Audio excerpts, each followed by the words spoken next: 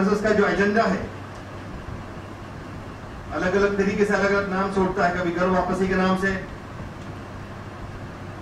कभी और कुछ नाम से, कभी बीफ बैन के नाम से। माइनॉरिटी में जो मेजोरिटी कम्युनिटी है उनका रिलीजियस सेंटिमेंट को मतलब रेस्पेक्ट नहीं करते हैं। जो 2% जो माइनॉरिटीज है उनके लिए जो है बैन्स लगाए जाते हैं, मीट बैन लगाए जाते हैं, नॉनवेज का पूरा बैन लगाया जाता है। ऑलरेडी इसको कोर्ट में चैलेंज किया गया कुछ लोगों ने, और हमें पूरा भरोसा है कि हिंदुस्तान के जो डेमोक्रेटिक जो कॉन्स्टिट्यूशन है हमेशा बरकरार रहेगा और हमें हिंदुस्तान के अंदर पूरे सिक्योरिटी के साथ और पूरी इज्जत के साथ जो है हम अपनी जिंदगी बसर करेंगे। अगर आपको कुछ पूछना है तो आप पहली बात तो मैं आपको बताऊंगा कि ना इत्तेफाकी कुछ नहीं है, ये तो एक थोड़ा बहुत सजेशंस और ये तो चलता रहेगा। हर जगह पर एक सजेशंस वगैरह किसी का रहता है। कोई एक यहाँ जैसे कि हम यहाँ बताएंगे आपको कि 11 से 12 पार्टी जो है, छोटी छोटी पार्टी नहीं है, काफ़ी मसले सॉल्व किए हुए, काफ़ी काम किए हुए। इसको आप छोटी पार्टी नहीं बोल सकते, ये बोल सकते हैं कि आप ये पार्टी जो है माइनॉरिटी के लिए काम की।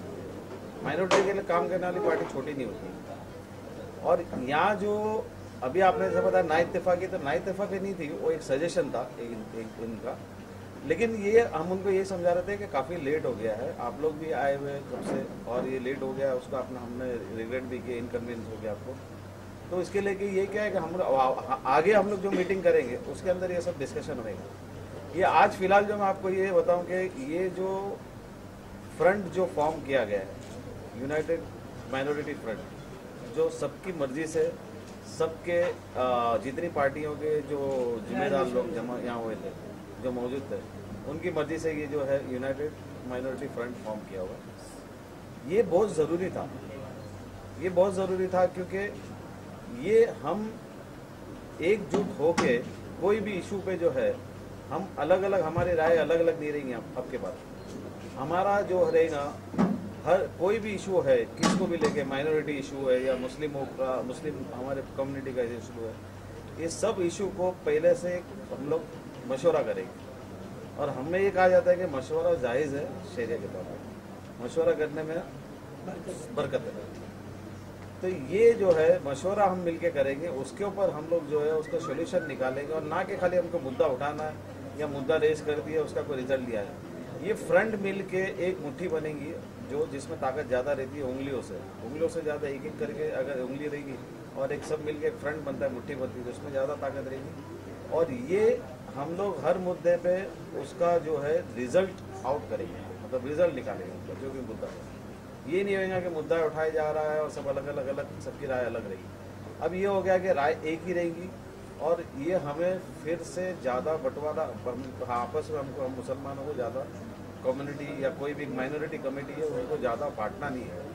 ऑलरेडी पोलराइजेशन हो गया है, और इसमें काफ़ी हमारे बहुत सारी पार्टी जो है, मुस्लिम्स पार्टी जो अपने आप को मुस्लिम्स पार्टी बोलती है, ये उन्होंने भी सपोर्ट किया हुआ है पोलराइजेशन में, और ये सब वजह से जो पोलराइजेशन, लेकिन फर्दर जो है वो डैमेज नहीं होना चाहिए। इसके लिए हम जो है लाइक माइंडेड पार्टी जितने भी यहाँ आए हुए हैं, हमने इनवाइट किया था सबको, लेकिन जो यहाँ हाजिर है, जो यहाँ आए हुए हैं, वो सबके माइंड एक दूसरे से मिलते जुलते हैं, सबकी आइडियोलॉजी एक ही है, इसलिए हम यहाँ जमा होकर एक फ्रंट फॉर्म किए।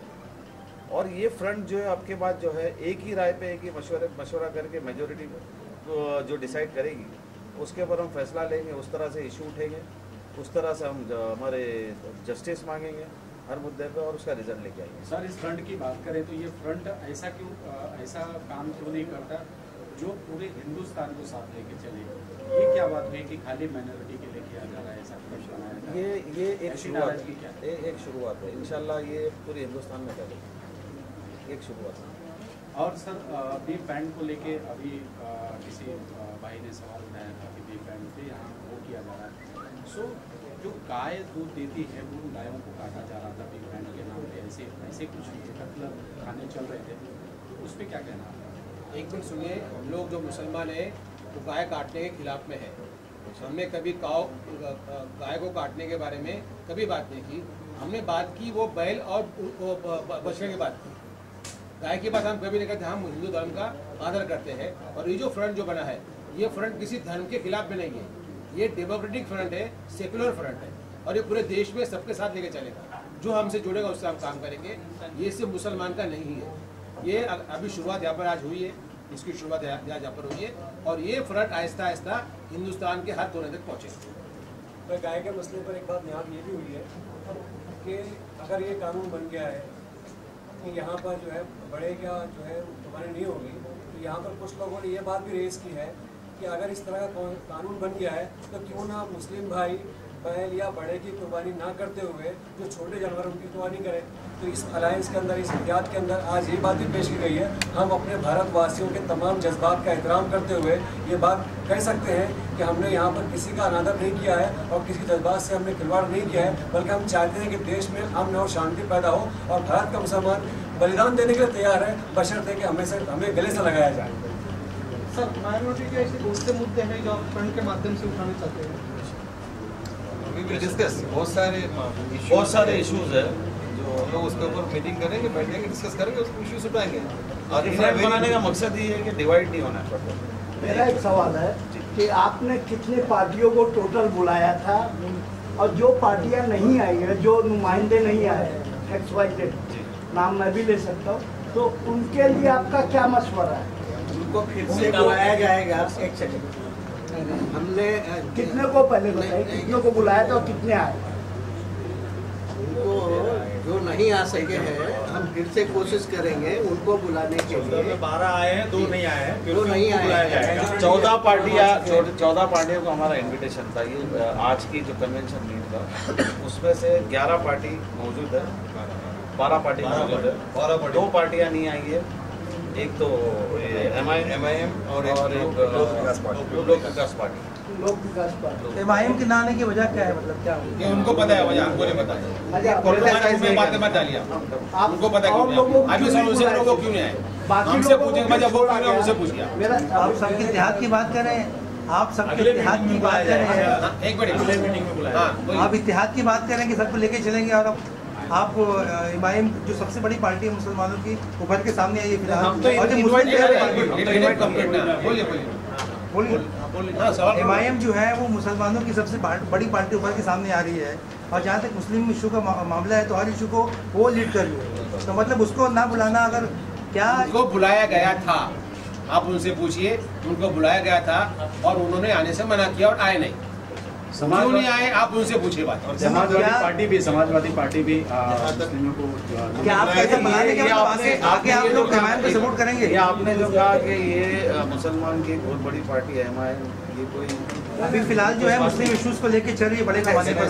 नहीं आप समझते, आप बोलिए उनको। अच्छा, मेरा एक सवाल था कि कई नाम जाने माने जैसे फरीद बटाटा वाला है, फिरोज भाई है, मतलब ऐसे लोग को भी आपने नहीं बुलाया। बहुत बड़े वो, इतने बड़े यहाँ पर नहीं चाहिए, इतने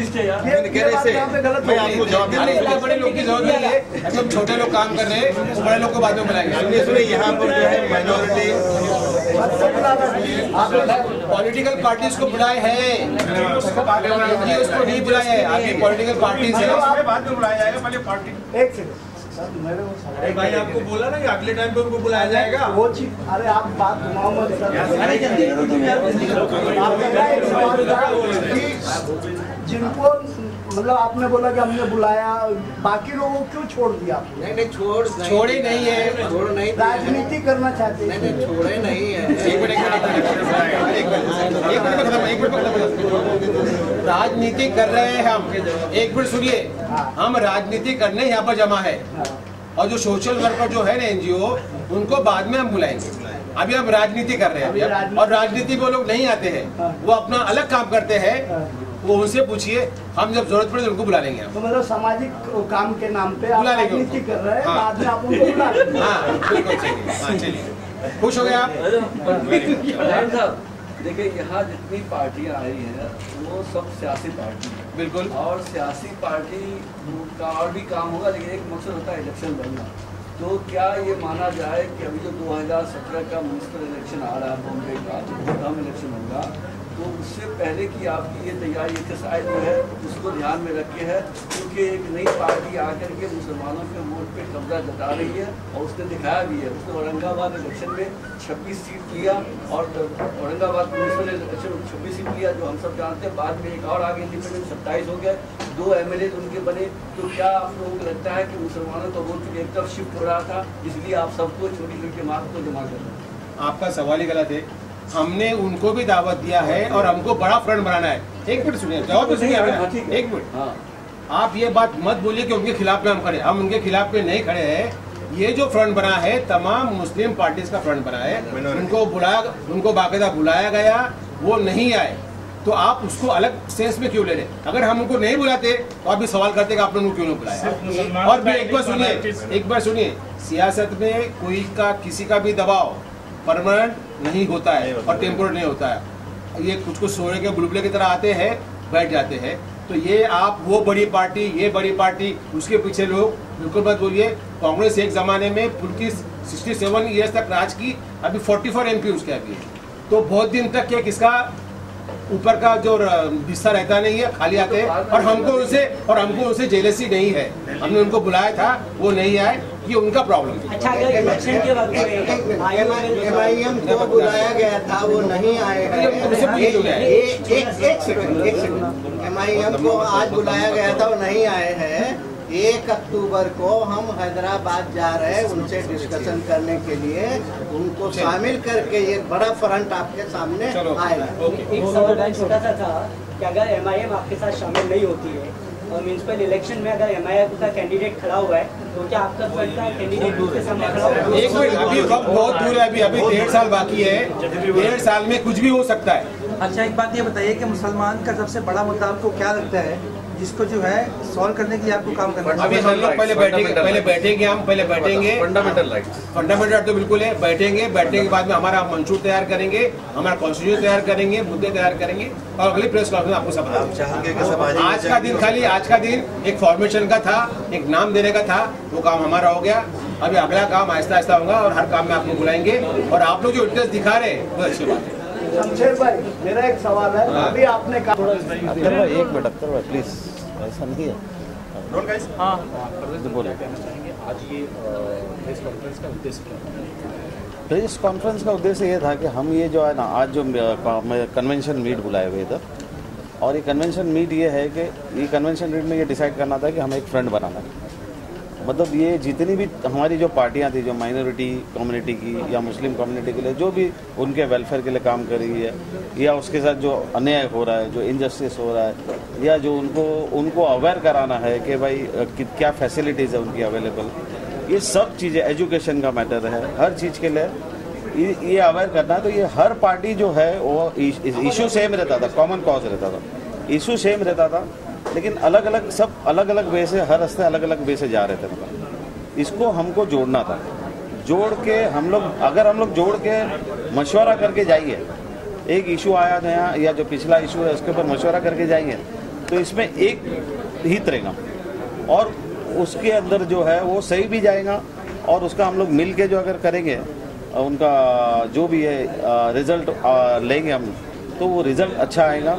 और हमारा जो है, जैसा कि एक अकेले उंगली है और एक मुट्ठी है, उसमें काफ़ी फर्क रहता है। तो एक ताकत बनाई हुई है, इसके लिए ये फ्रंट है। ऐसी क्या जरूरत पड़ेगी? ऐसे सरकार कहती है सबका साथ सबका विकास जी, तो फिर आपको ऐसी जरूरत नहीं पड़ेगी, केवल माइनॉरिटी को जुटाना आपका उद्देश्य? ऐसा हो नहीं रहा है ना, सबका साथ सबका विकास हो नहीं रहा है।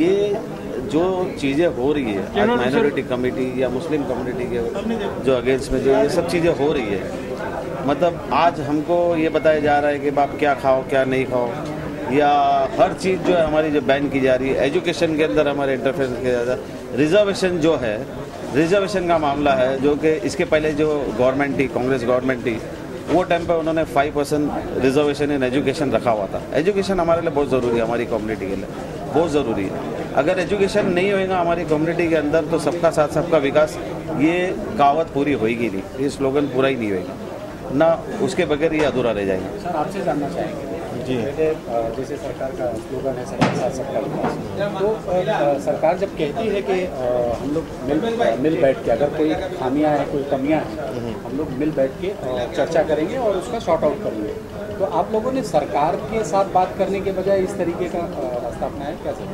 सरकार बात कहाँ कर रहा है? इतने बड़े बड़े इश्यूज हिंदुस्तान में है, लेकिन हिंदुस्तान की सरकार जो पीएम है वो तो मुंह नहीं खोल रहा है। नारे हैं सबका साथ सबका विकास, लेकिन तो वो हो नहीं रहा है, कोई पहलू में नहीं हो रहा है। वो उनके फ्रंटल ऑर्गेनाइजेशंस को पूरा बोलने का मौका दिया जा रहा है, करने का मौका दिया जा रहा है। जब उनसे जब जवाब तलब करते तो उस तरफ देख रहा है, पलट के देख रहा है, वो जवाब नहीं दे रहा है। तो ये एक सोची समझी साजिश है। सबका साथ सबका विकास बिल्कुल नहीं हो रहा है।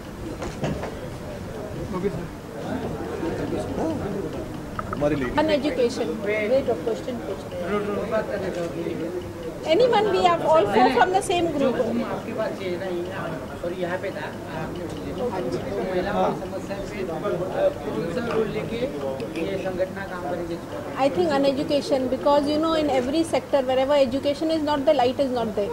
It's complete darkness without education. Madam आप क्या कहना चाहेंगे? जैसे सरकार कहती है सबका साथ सबका विकास, बराबर है? सही है, सही है। और महंगाई इतनी बढ़ती जा रही है, दाल 140 रुपया किलो, बीफ बैंड, मीट मत खाओ, और प्याज जो है 80 रुपये किलो। क्या कहना चाहेंगे? आप एक महिला हो, आपको घर चलाने में कितनी तकलीफ होती है, और ये महंगाई का क्या कहना चाहेंगे? महंगाई देखिए, महंगाई तो हर हाउसवाइफ को तकलीफ देती ही है, क्योंकि उसको अपने घर में जितना इसके हस्बैंड देते हैं, बच्चे 2 होते हैं 4 होते हैं, तो उनके हिसाब से उसको घर का खर्चा भी चलाना पड़ता है। तो महंगाई तो डेफिनेटली एक औरत को है ना मार देती है, क्योंकि उसकी लग्जरीज भी चली जाती है, वो खाली प्याज और कांदे में बटाटे में ही रह जाती है। और दूसरी बात है ना, सो मैं डॉक्टर हूँ, तो उसके हिसाब से मैं थोड़ा हेल्थ का भी देख सकती हूँ। आप डॉक्टर रहे और सरकार कहती है ये मत खाओ, मीट मत खाओ, ये मत खाओ, कैसा लगता है आपको? नहीं, मीट तो खाना चाहिए। नहीं, खाने के लिए तो देखिए प्रोटीन्स तो मीट में रहता ही है, तो मीट तो खाना ही चाहिए। ऐसा कुछ है नहीं कि मीट मत खाओ करके, लेकिन वो भी एक खाने की आइटम है। और जो मुस्लिम्स है वो लोग तो डेफिनेटली बगैर गोश्त के तो वो लोग रह भी नहीं सकते हैं, है कि नहीं? चिकन हो या मटन हो। आप सलाह दे रही कि आप मटन में प्रोटीन्स रहता है, चिकन में भी प्रोटीन्स रहता है। बता, ऐसा नहीं है कि आप बेफाम खाते ही जाओ। डॉक्टर साहिब ऐसे कितनी इत्तेफाक रखती हैं? मैं ये चाहती हूँ कि गवर्नमेंट जब से ये आई है, आप लोग यहाँ पे गवर्नमेंट जब से आई है तो यही वादा करके आई थी कि सबका साथ सबका विकास, और ये विकास महंगाई में कर रही है और एजुकेशन में कर रही है और हर ट्रैवल्स में भाड़े में ज़्यादा कर रही है, और ये हर एक मुद्दा रोज नया नया लेके आ रही है जो हर कोई मीडिया के सामने सरकार को क्या सजेशन देना चाहेंगे जो आपने अभी कहा कि ये सब? बस यही चाहती हूँ मैं कि आप ह्यूमन राइट्स का वायलेशन मत कीजिए। जो वादा आपने इंसानों के साथ किए थे और भारतवासियों के साथ किए थे